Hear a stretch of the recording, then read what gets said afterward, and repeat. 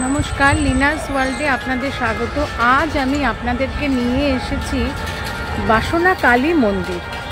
কিছুদিন আগেই এই মন্দিরটা উদ্বোধন হয়েছে এবং এই মন্দিরটা কোথায়, কখন মন্দির খোলা হয়, খোলা বন্ধের টাইমিং, ভোগ প্রসাদ পাওয়া যায় কি না, আর কিভাবে আসবেন, প্রত্যেকটি জিনিস আপনাদেরকে জানাবো। তার আগে বলি এখানে আসবেন। এখন দাঁড়িয়ে আছি, দেখুন, গিরিশ পার্ক গেট নাম্বার 1। এবারে এখান থেকে আমি যাব হচ্ছে কবি নজরুল। চলুন আপনাদের ওখানে যেয়ে দেখা।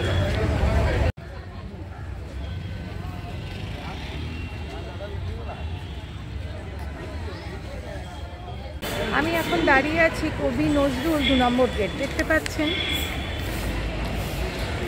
এখান দিক দিয়ে বেরোবো, চলুন আপনাদের দেখিয়ে দিচ্ছি।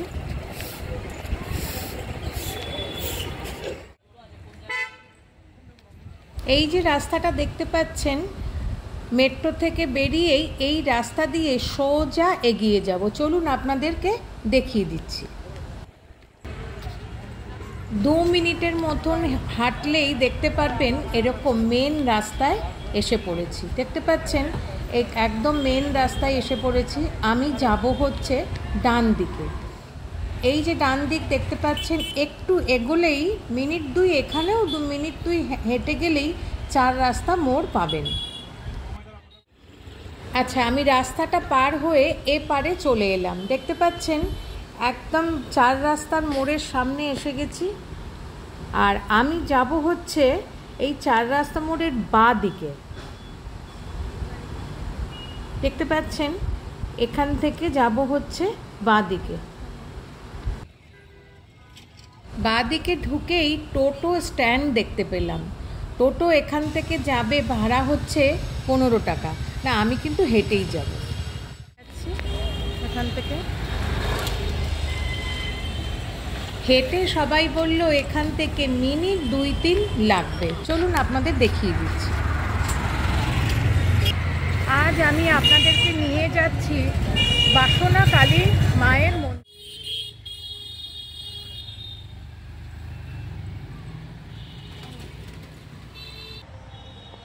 পৌঁছে গেছি একদম বাসনা কালী মন্দিরের একদম সামনে।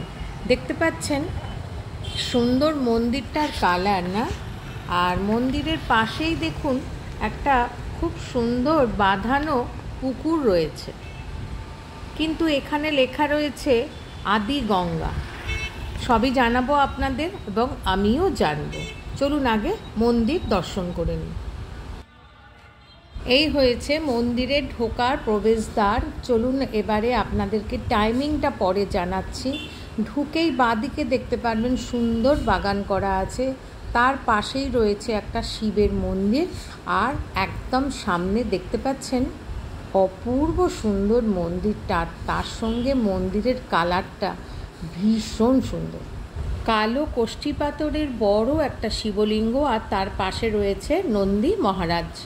আর মন্দিরটা খুব সুন্দর করে লাইট দিয়েও সাজানো। আর তার সামনে রয়েছে আরও একটা, কেন 2টো বাগান, ছোট করে বাগান করা রয়েছে।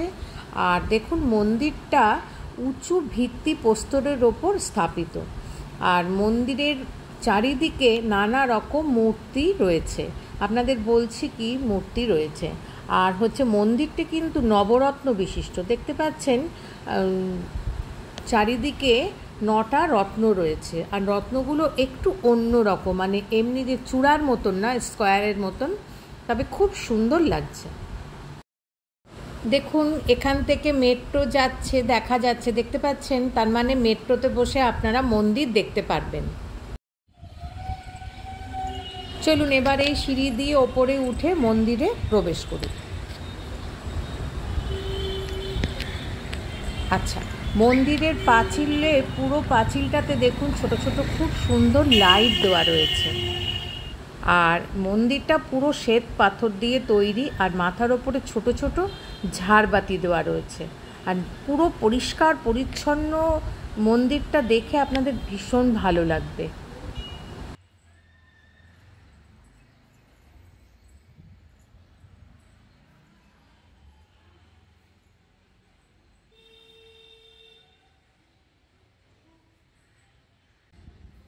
পেছনের এই দেওয়ালে রয়েছে শ্বেত পাথরে খোদাই করা, সবার ওপরে রয়েছে ঠাকুরের একটা সুন্দর ছবি, আর নিচে স্বামী বিবেকানন্দ আর মা শারদার একটা খুব সুন্দর ছবি। আর পুরো মন্দিরটা খুব বড়সড় এবং ভক্তরা খুব সুন্দরভাবে পরিক্রমা করতে পারবে।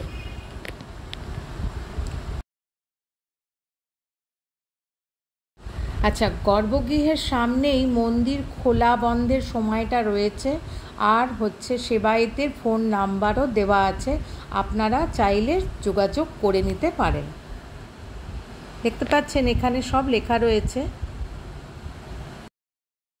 চলুন আপনাদের মন্দিরের পেছনের দিকটা দেখিয়ে দিই, কারণ ওখানে কিন্তু মাকে পুজো দেওয়ার সমস্ত সামগ্রী ওখানে পাবেন। এই হলো মন্দিরের পেছনের দিকটা, দেখতে পাচ্ছেন এখানে কিন্তু মিষ্টির দোকান আছে, আর যেই দোকানটা বন্ধ রয়েছে ওর মধ্যে ফুলের সমস্ত সামগ্রী পাবেন। আর এই মন্দিরটা ওপরটা দেখতে পাচ্ছেন দুপাশে দুটো মা দুর্গার রূপ রয়েছে, আপনাদের জানাচ্ছি, আর মাঝখানে রয়েছে শিবের একটা মূর্তি। এই হচ্ছে পেছন গেট। পেছন গেট দিয়ে চলুন এবারে ভেতরে প্রবেশ করি। এখানেও কিন্তু মন্দির খোলা বন্ধের টাইমিংটা দেওয়া আছে। এই সিঁড়ি দিয়ে ওপরে উঠলে আপনারা মন্দিরে প্রবেশ করতে পারবেন। আর এই যে প্যাসেজটা করা আছে দেখতে পাচ্ছেন, যাদের পায়ে ব্যথা বা হাঁটুতে ব্যথা, তারা হয়তো মন্দির পরিক্রমা করতে চাইছেন, এইখান থেকেও পুরোটা আপনারা পুরো মন্দির পরিক্রমা করতে পারবেন। দেখুন খুব সুন্দর প্যাসেজ তৈরি করা আছে এবং খুব পরিষ্কার পরিচ্ছন্ন, দেখতে পাচ্ছেন। একদম এইভাবে পুরোটা মন্দির আপনারা পরিক্রমা করে একদম সামনের দিকে চলে আসতে পারবেন, দেখতে পাচ্ছেন খুব সুন্দর। আচ্ছা, আপনাদের বলছিলাম না, এই যে দেয়ালে দেখতে পাচ্ছেন মা দুর্গার যে নবরূপ রয়েছে, 9টা রূপ রয়েছে, সেই প্রত্যেকটি দেওয়ালে দুপাশে দুটো রূপের বিগ্রহ আর মাথার ওপরে শিবের বিগ্রহ, প্রত্যেকটি দেওয়ালে একই রয়েছে, দেখতে পাচ্ছেন। মা দুর্গার 8টি রূপ ওখানে রয়েছে, আর মেন গর্ভগৃহে রয়েছে মা বাসনা কালী, দেখতে পাচ্ছেন। মাথার ওপরে শিবের মূর্তি রয়েছে, আর দুপাশে মা দুর্গার নবরূপটা, মানে 8টা রূপ রয়েছে।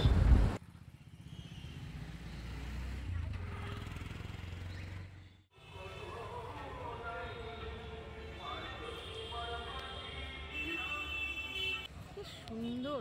আচ্ছা, সন্ধে হয়ে গেছে, দেখুন মন্দিরের প্রত্যেকটি লাইটগুলো জ্বালিয়ে দিয়েছে, কি সুন্দর লাগছে।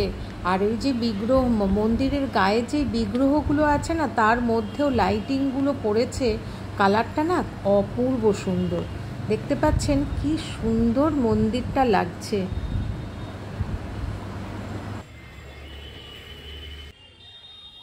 চলুন আর একবার দেখিয়ে দিই। এই হয়েছে শিবের মন্দির, যে এখন খুলে দেওয়া হয়েছে, আর ওপরে খুব সুন্দর লাইট দিয়েছে, খুব সুন্দর লাগছে মন্দিরটা, অপূর্ব সুন্দর।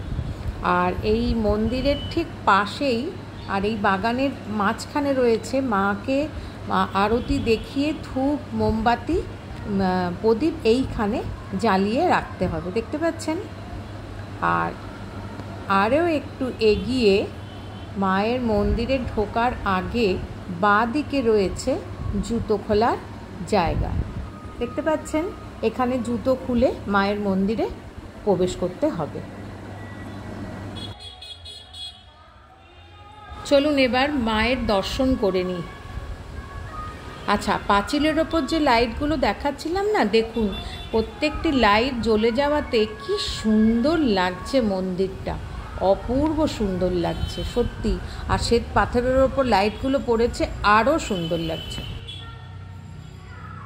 পৌঁছে গেছি একদম মায়ের গর্ভগৃহের সামনে, আর গর্ভগৃহে বিরাজ করছেন কোষ্ঠী পাথরের হলুদ তাঁতের শাড়ি পরিহিতা, নানাবিধ অলঙ্কারে বিভূষিতা মা বাসনা কালী। এছাড়াও আরও অনেক বিগ্রহ আছে, আপনাদের সমস্ত বিগ্রহ দেখাবো এবং জানাবো। তার আগে মাকে দেখুন কি অপূর্ব মূর্তি। আর এখানে কিন্তু গর্ভগৃহে 3টে দুয়ার আছে, দেখতে পাচ্ছেন। চলুন মায়ের দর্শন করার পরে এবারে মন্দিরের ওপরে কিভাবে পরিক্রমা করবেন সেই রাস্তাটা দেখিয়ে দিই। আর দেখুন এখানে ছোট ছোট ঝাড়বাতিগুলো জ্বলছে, অপূর্ব সুন্দর লাগছে। পুরো মন্দিরটা একেবারে ঝাঁ চকচকে অপূর্ব।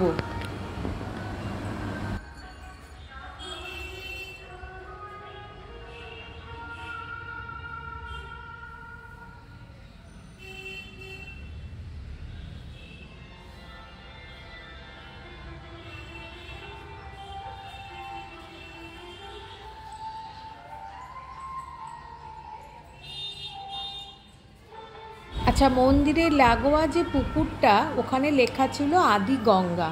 পুরোহিত মশাই মানে সেবায়েতের কাছে জানতে পারলাম যে হ্যাঁ, তখন গঙ্গা এখান থেকেই বইতো এবং চাঁদ সওদাগর ব্যবসা করে এইখানেই এসেছিলেন। আজ কাল পরিবর্তে এখন সেই গঙ্গার আর নেই, এইটুখানি অবশিষ্ট রয়েছে।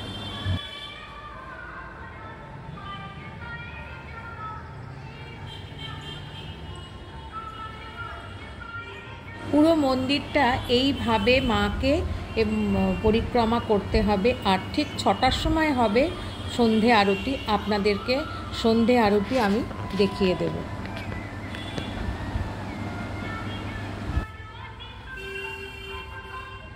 এবার চলুন সেবায়েতের কাছে মন্দিরের পুরো ইতিহাসটা জেনে নিই।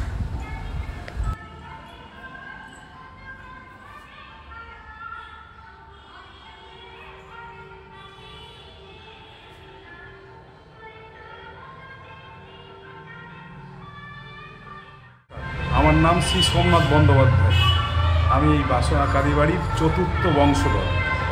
আজ থেকে 189 বছর আগে আমার বাবার ঠাকুরদাদা লেট বসন্ত কুমার বন্দ্যোপাধ্যায় এই মাকে প্রতিষ্ঠা করেছিলেন। এটা আমাদেরই জমি, পৈতৃক জমি। উনি স্বপ্নে আদেশ পেয়েছিলেন, এই মা সুদূর বেনারস থেকে আনয়ন করা হয়েছে। স্বপ্নে আদেশ পেয়েছিলেন যে আমি এখানে তৈরি হয়ে বসে আছি তোর জন্য, তুই আমাকে নিয়ে গিয়ে তোর জমিতে প্রতিষ্ঠা কর। সেই স্বপ্নে আদেশ পেয়ে আমার বাবার ঠাকুরদাদা চট করে পুজো করতেন, ওই বস্তা, চালের বস্তা চট ওই করে পুজো করতেন আজীবন। 81 বছর পর্যন্ত উনি বেঁচে ছিলেন, সেবা করে গেছেন এই মাকে। ওই কয়লার ইঞ্জিনের ট্রেন ছিল তখন, উনি ওই কোলে বসিয়ে মাকে ট্রেনে বসাননি। 3.5 দিন ধরে না খাওয়া দাওয়া করে এই মাকে বুকে জড়িয়ে, অত্যন্ত ভারী। আমি তো অঙ্গরাগ করি প্রতি বছর, প্রচণ্ড ভারী। মানে কীভাবে এনেছেন মায়ের কৃপা। যাই হোক, 3 দিন ধরে উনি ওই ট্রেনে করে এনে এখানে তালপাতা আর হোগলা দিয়ে একটি ছোট্ট কুড়ে ঘর মতো করে মাকে প্রতিষ্ঠা করেছিলেন। তারপর আস্তে আস্তে ঘেস চুন দিয়ে একটা মন্দির প্রতিষ্ঠা করেছিলেন আগে। তারপর দিনকে দিন উন্নতি হতে শুরু করলো, নাট মন্দির হলো, চূড়া হলো, ঘর ছিল, জমিও আমাদের এতটাই যে দেখছেন। যাই হোক, পুজো আচ্ছা নিয়মিত হতো। হওয়ার পর উনি বয়স হয়ে যাওয়ার সময় 81 বছর যখন বয়স, আমার বাবা ওনার সঙ্গে থাকতেন। আমার ঠাকুরদাদা খুব কয়েকদিন পুজো করেছিলেন, খুব বেশি না। আমার বাবা ওই সঙ্গে থাকতেন, হলো প্রভাত। আমার বাবার নাম ছিল লেট প্রভাত কুমার বন্দ্যোপাধ্যায়। উনি 11 সালে গত হয়েছে। আর আমার লাইফ হচ্ছে এই মন্দিরে 42 বছর পুজো করছি বাবার সঙ্গে থেকে। পুজো হচ্ছে স্মৃতি। এটা আমাদের নিজেদের জায়গা, নিজেদেরই, এবং মাকে প্রতিষ্ঠা করে মানে যতটা পারি ভক্তি শ্রদ্ধা দিয়ে পুজো করি। এখানে মা ছাড়াও আপনার আছে, আমি বলে দিই। হ্যাঁ, ওই বাঁদিকে ওটা হচ্ছে বাবার ছবি তোলা যায়। আচ্ছা হচ্ছে পাঁচু গোপালের মূর্তি, তারপর কৃষ্ণ, শিবলিঙ্গ আছে একটা, গোপাল দেখতে পাচ্ছেন। তারপর মাঝখানে ছোট্ট ঠাকুর ষষ্ঠী ঠাকুর, মা ষষ্ঠী। তারপর বজরংবলী। তারপর একটা সোনার কালির ওই প্লেটটা দেখছেন, ওটা গোল্ড, ওই যে লাল কাপড়। তার সামনে নারায়ণ শিলা আছে, নারায়ণ রয়েছে, শিবলিঙ্গ। আর এদিকে তো শিব মা প্রতিষ্ঠিতা, ষষ্ঠী পাথরে মায়ের মূর্তি। তারপর সিদ্ধিদাতা গণেশ, তলায় মা মঙ্গলচণ্ডী, মা মনসা, হর পার্বতী, অষ্টনাথ, গ্রহরাজ। এই দেবদেবীর পুজো হয়। শুধু শীতলা পুজোটাই হয় না এখানে, আর সব পুজোই হয়। পয়লা বৈশাখ হালখাতা, অক্ষয় তৃতীয়া, বৈশাখ মাসে, জ্যৈষ্ঠ মাসে মা মঙ্গলচণ্ডীর পূজা, আষাঢ় মাসে বিপত্তারিণী, শ্রাবণ মাসে বড় বাবার পুজো হয়, ভাদ্র মাসে বিশ্বকর্মা, আমার লেগেই আছে, আশ্বিন মাসে দুর্গা পুজো তো আছে। মায়ের অন্নকূট হয় কালী পুজোর পরের দিন প্রতিপদ তিথিতে একটা, আর একটা হয় আপনার অন্নপূর্ণা পুজো হয় চৈত্র মাসে, অন্নপূর্ণা পুজোর দিন এই যাগযজ্ঞ ভোগও হয়, সব জনসাধারণত আসে হয় এই। আর এমনি ভক্তরা এলে এখানে প্রসাদ? হ্যাঁ, ভোগ সবার জন্য, ভোগের জন্য। মানে রোজই কি সেটা পাওয়া যাবে? না, ওটা অমাবস্যায় হয়, প্রতি অমাবস্যায়। আর 30শে নভেম্বর এই মন্দিরটা প্রতিষ্ঠা হলো, নতুন মন্দির। মন্ত্রী অরূপ বিশ্বাস মহাশয় আন্তরিকভাবে করে দিয়েছেন মন্দিরটা। একদিন পুজো দিতে এসেছিলেন ভাঙা মন্দির থেকে, আমি বললাম স্যার আমার পুজো দেখে খুব সন্তুষ্ট হয়ে বলে বড় কেমন চলছে মন্দির? আমি স্যার মন্দিরটা জীর্ণ হয়ে গেছে, জল টল পড়তো, অনেক দিনের পুরনো। আমি স্যার যদি কিছু করে দেওয়া যায়, বলো ঠিক আছে, আমার পিঠ চাপড়ে বললেন আমি ইলেকশানে জিতে আসি, তাহলে আমি কিছু করে দেওয়ার চেষ্টা করি। তো এসে উনি আমাকে ডেকে বললেন বলুন কী করতে হবে। আমি দেখুন মা সবার আপনি যেভাবে সজ্জিত করবেন ওইভাবেই সজ্জিত হবে। খুশি হয়ে অপূর্ব একটা মন্দির, খুবই সুন্দর, খুবই সুন্দর, আন্তরিকভাবে ঢেলে করে দিয়েছে। আর আচ্ছা ধরুন এখানে কি মায়ের ভোগের কোনো প্রণামী ব্যাপার? না, প্রণামী না, ভোগটা সবার জন্য, সবার জন্য। এই 30শে নভেম্বর প্রায় 4000 লোক খেয়েছে। আচ্ছা, বসিয়ে খাওয়ানো হয়েছে। ওটা হয়তো অন্য ওই দুটো অন্নকূটে হয় না, হবে না, নতুন হয়েছে তো, তাই মালসা ভোগ করা হয়, যারা টোকেন নিয়ে যায়, এরকম সিস্টেম। আর নিয়মিত 3 বেলা পুজো হয়, সকাল 6টা থেকে 9টা, এর লেখাই আছে, আমার ফোন নাম্বার দেওয়া আছে যাই। আর আপনার দুপুরবেলা 12টা থেকে 1টা, আবার সন্ধ্যাবেলা এই 6টা থেকে 8টা পর্যন্ত খোলা থাকে, সন্ধ্যা আরতি হবে, পুজো। ধন্যবাদ। শুনতে পেলেন আপনারা ওনার পুরোহিত মশাইয়ের কাছে। আর এই যে রয়েছে দেখুন, আপনারা যদি পুজো দিতে চান সময় এবং প্রত্যেকটি জিনিস লেখা রয়েছে, এই নাম্বারে যোগাযোগ করবেন। বাজে এবং এখন পুরোহিত মশাই সন্ধে আরতি দেবে, চলুন আপনাদেরকে আরতি দর্শন করি।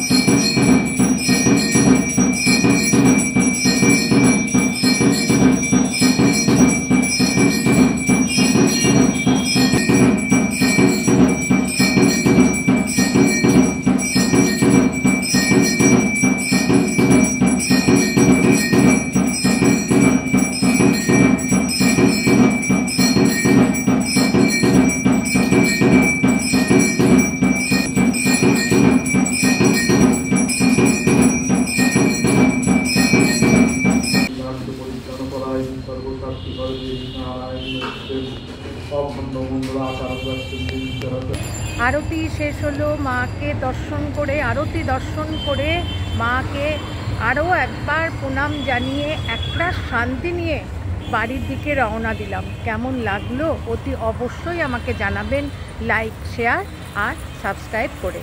Thanks for your time.